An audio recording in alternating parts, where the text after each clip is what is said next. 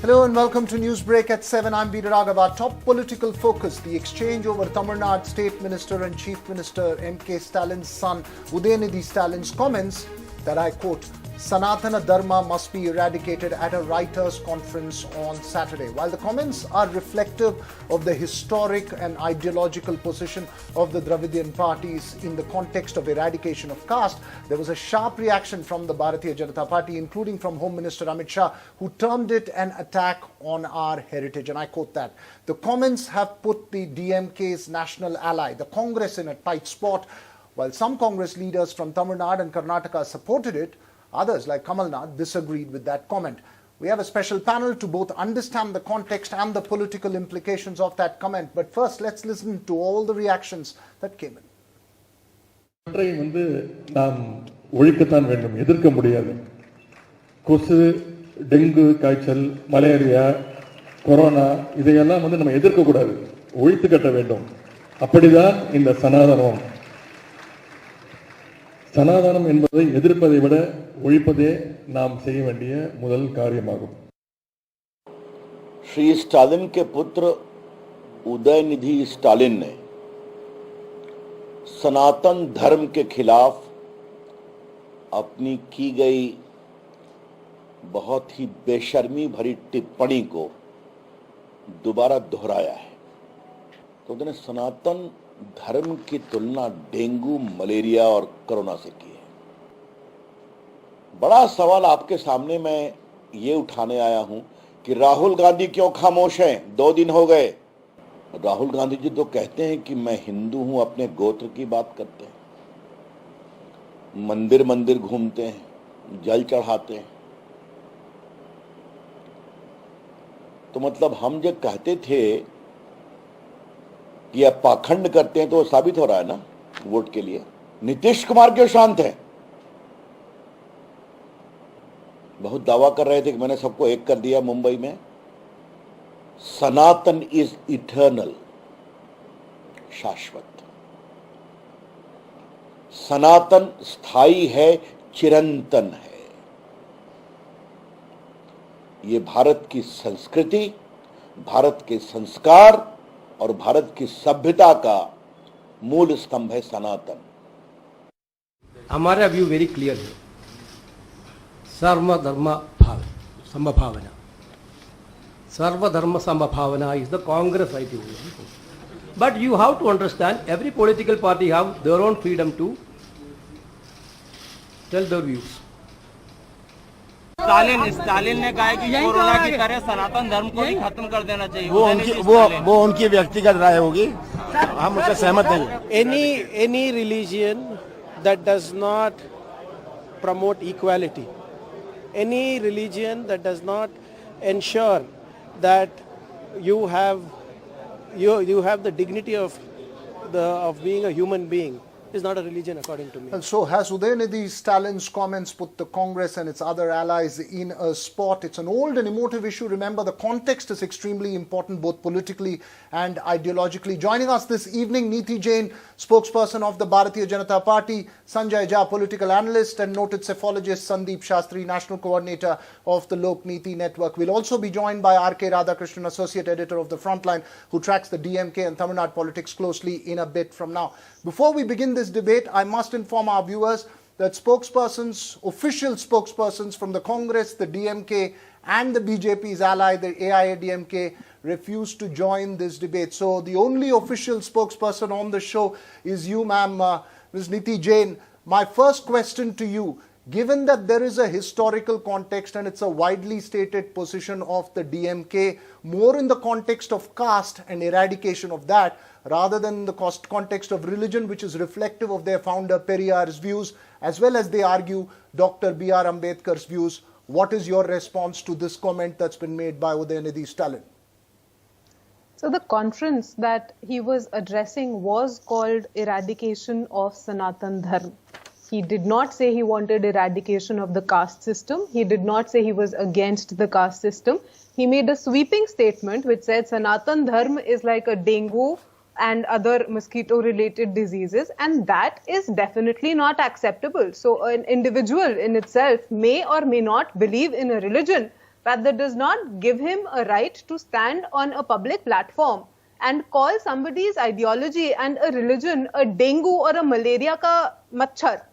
And that is something, as a public figure, he needs to take responsibility of and needs to apologize for it.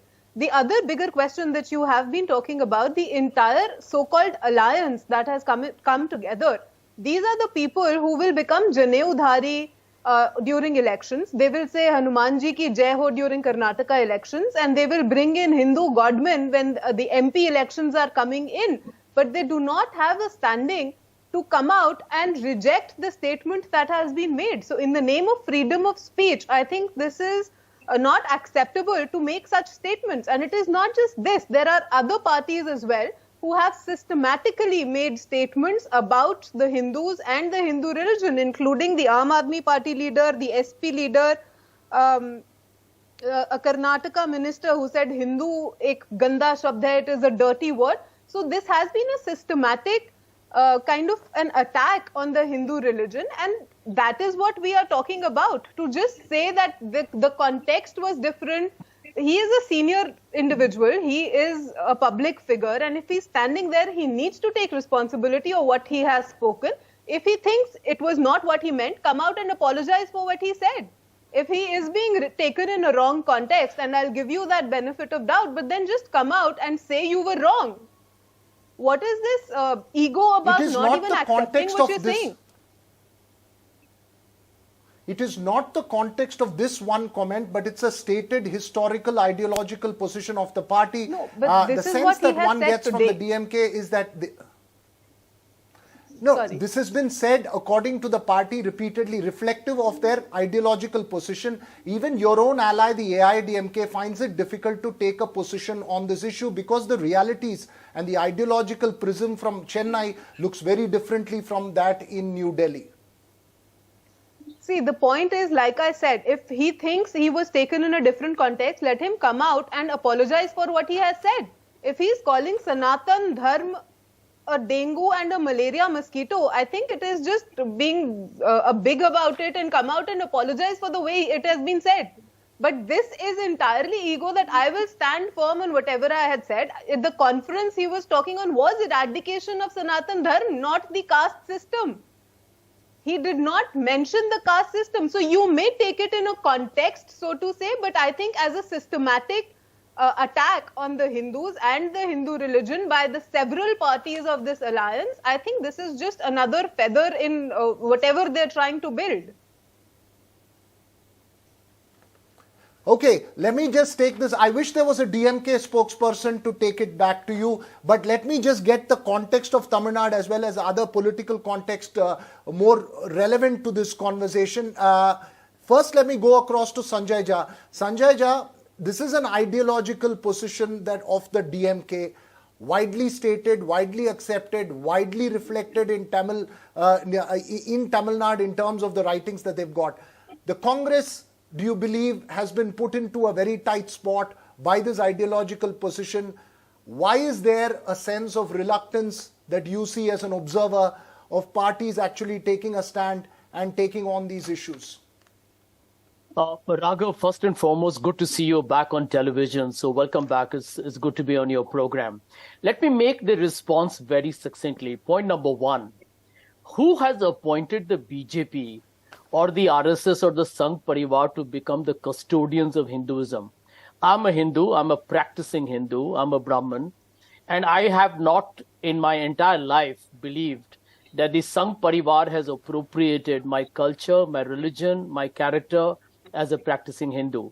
I think we all know for the BJP it's Hindutva, which is more a political mobilization strategy. So first and foremost, I want to challenge my good friend Ravi Shankar Prasadji when he talked about sanskar. I would like to ask the BJP and Mr. Prasad, is keeping silent when a gang rape happened in Manipur sanskar or sanskriti? Or is humiliating the women wrestlers of India when they are charging a BJP MP of being a sexual predator? Is that the sanskar?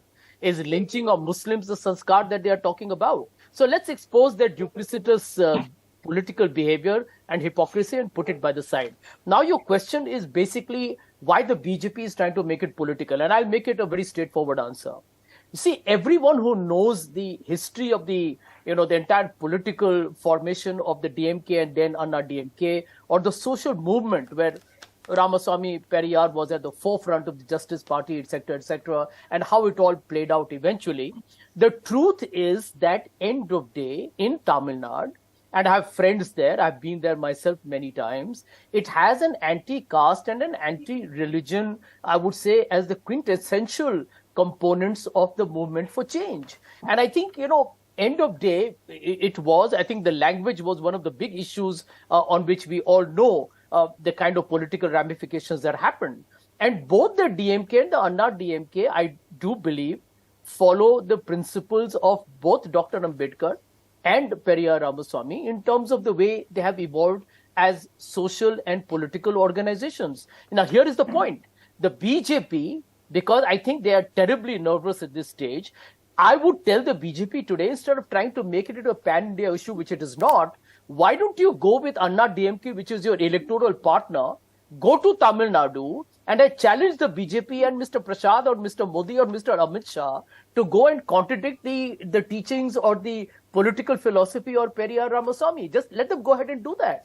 I mean, that is the reason why you today, isn't it very paradoxical that you have a BJP spokesperson, but the Anna DMK spokesperson is not there. That itself tells you the whole story. So neither the Congress spokesperson is there. But the DMK spokesperson is also not there, Sanjay. That's possibly the tragedy of this entire conversation, that you cannot have a face-off, an ideological face-off on a substantive issue without having it political. But Neeti Jain, respond to what Sanjay is saying, that the same conversation is not possible. The party will not take it up in a strong way in a state like Tamil Nadu, where the political realities are different. So, whenever it's convenient to them, they make an issue national, and whenever it's convenient to them, they make it a state issue, which is why I say that wherever there is an election, they become Chunavi Hindus, and that is the problem. They will come up with whatever is an appeasement policy in whichever state, and then forget about it once the elections are done. Okay. And that is the entire problem with the BJP has with these people. We are not saying we are the custodians of Hinduism or in any way we don't support it. We're not saying we are the custodians, but the bottom line being that we are the only ones who have consistently stood behind a particular ideology steadfastly. We do not say that any other religion is a problem, but you cannot come out and say on a public platform that my religion is a problem and it needs to be eradicated. That remains the bottom line. Again pointing out that the political historical context in Tamil Nadu needs to be taken into account here. I want to get R.K. Radhakrishnan and Sandeep Shastri into this conversation as well. R.K. Radhakrishnan, leave aside the ideological position and the historic ideological and political realities of Tamil Nadu. Has Udhayanidhi Stalin technically handed an issue to the BJP, thereby putting his alliance partner, the Congress, in a spot? While it may be of political relevance in Tamil Nadu, nationally, it's not something that would make the Congress or even other alliance partners of the INDA alliance easy.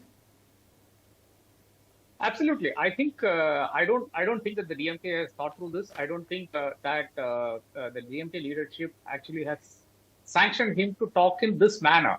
But obviously, the stage was set because it was a meeting which was called against Sanatana Dharma. Now, the Congress can't talk about it because V.R. Ambedkar in Annihilation of Caste itself very clearly says that for conservative Hindus, Congress party is the natural constituency. Of course, it has changed over time, and now the BJP is the natural party. But then there are still a lot of conservative Hindus, Brahmins in the Congress, and hence the Congress cannot talk about it. And again, you look at the meaning of the word Sanatana Dharma is understood in Tamil Nadu, the way it has to be, the way that historians have defined it. And we are aware of the fact that Sanatani Hindus the entire concept came into existence because Arya Samaj and Brahma Samaj tried to bring in reformation into the Hindu caste, trying to make education accessible to women and all of that. That is the context in which we are speaking about. It's the context that you also talked about, and that is where Periyar comes in, that is where Anna comes in. Now, did Udhayanidhi take this up at the wrong time? Absolutely, yes. I don't think this is the time to talk about these things at all. But the question that needs to be asked is that, did Udhayanidhi raise an issue of national importance which has to be discussed over time by the entire Hindu community in India? Of course, yes. But then what happened as a result of that is that the Hindu Khatre Mein Hai narrative has played out from the Modi's BJP from 2014, and it is having a field day for the past few days.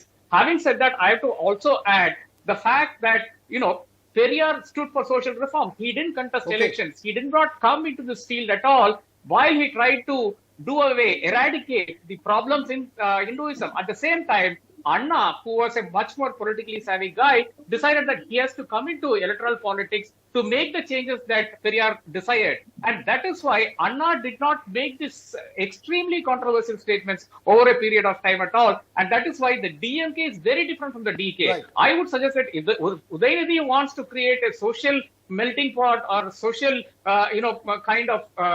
revolution in Tamil Nadu, he has to join the DK, the Dravidar Kazhagam, instead of the political party being in the DMK. Important point that you make there, Dr. Sandeep Shastri. Hardcore ideological positions of the 1950s may not be relevant in today's politics. You're handing over an issue which can put your own political allies and others in, at a disadvantage. Veera, my point is, would this statement have attracted the same type of attention if we were not on the eve of a major national election? Let me at this stage, Veera, make 3 points which I think are important in this whole debate. Firstly, I think the fact that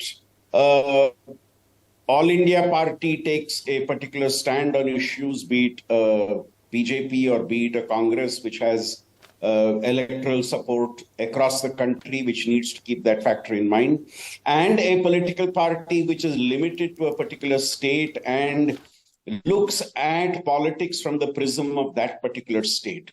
I think what you're seeing happening today and the debate that you're seeing today is a byproduct of that difference between what is seen by a national party across the country and what is seen by a party whose electoral presence is largely limited to a particular state.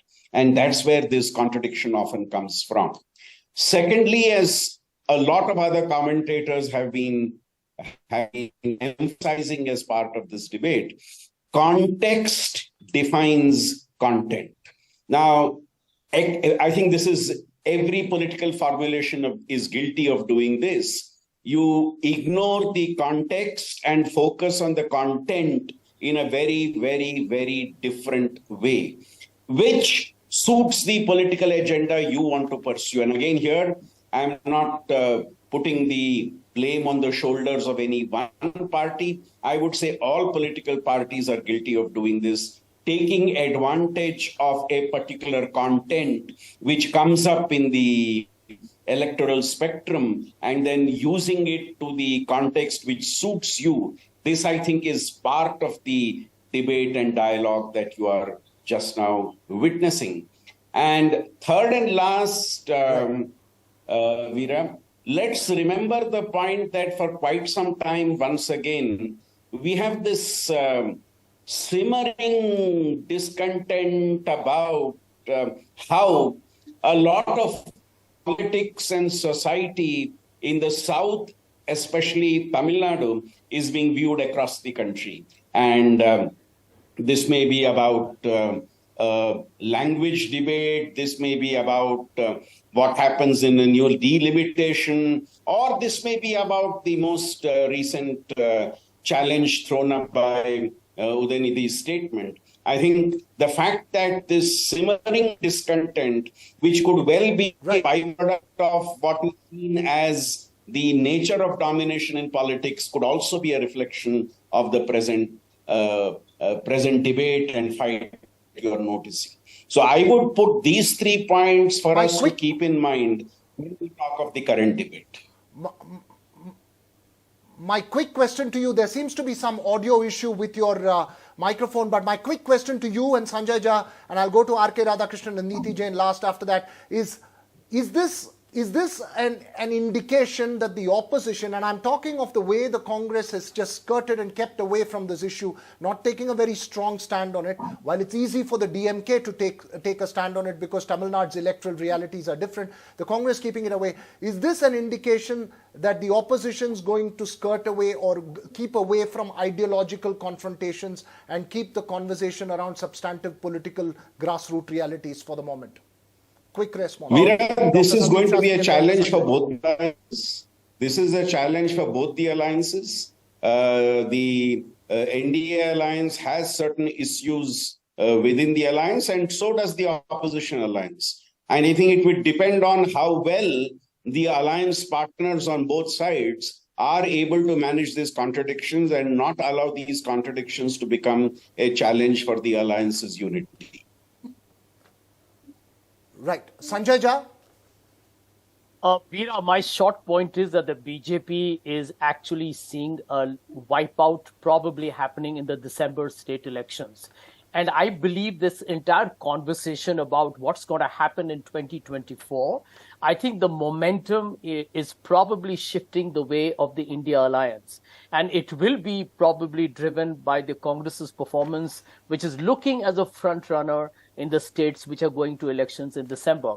The BJP is definitely pressing the panic button. There is no two ways about it.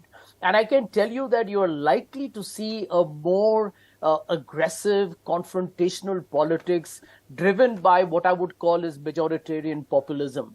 And there will be an attempt by the BJP to use every trick in the bag to divert the attention of the people of India, as you rightly said, from the core substantive issues to anything that can make the headline bearable for the BJP, which is why maybe the statement made by I think, Mr. Stalin, which I think is a local Tamil Nadu issue, and number two, you know, the other issues like one election, one nation, etc.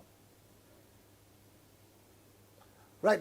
Ms. Neeti Jain, do you believe that the coming elections will be, you will see increasing amount of discourse of this nature? I pose this question to you because as it was pointed out, there are several times that such ministers have made comments in Tamil Nadu.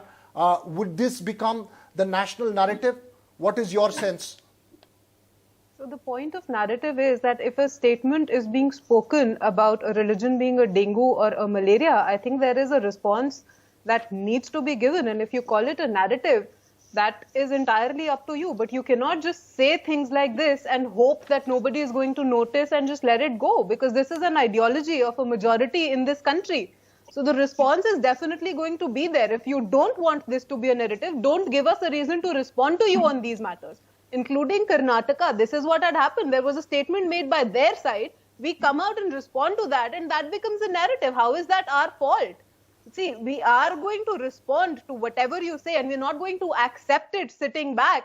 If you call me or my religion or my ideology and you compare it with a mosquito, and that is something that is not acceptable. And if you're saying that the BJP is scared of the alliance, so this is an alliance that still does not have a leader, that does not have an agenda, that may have come up with an anti-Hindu kind of a narrative that we are seeing building up. And if you're scared for us to even respond to that, I think the fear is on your side, not on us. You cannot use the Hindus just because you're going into an election in a state and then you start regarding them as mosquitoes and you start defending them. When somebody is calling us that, there is no party that is coming out and even rejecting or saying, negating that entire matter. Just saying quiet or sitting out is not okay. That is being part of that narrative then.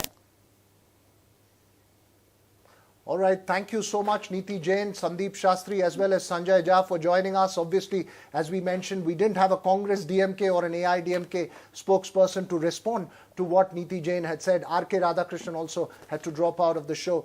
But we'll keep this conversation going. Remember, as we get closer to an election, more intense, emotional, political conversations will unravel themselves. That's all we have time for on this show. The news continues here on NDTV.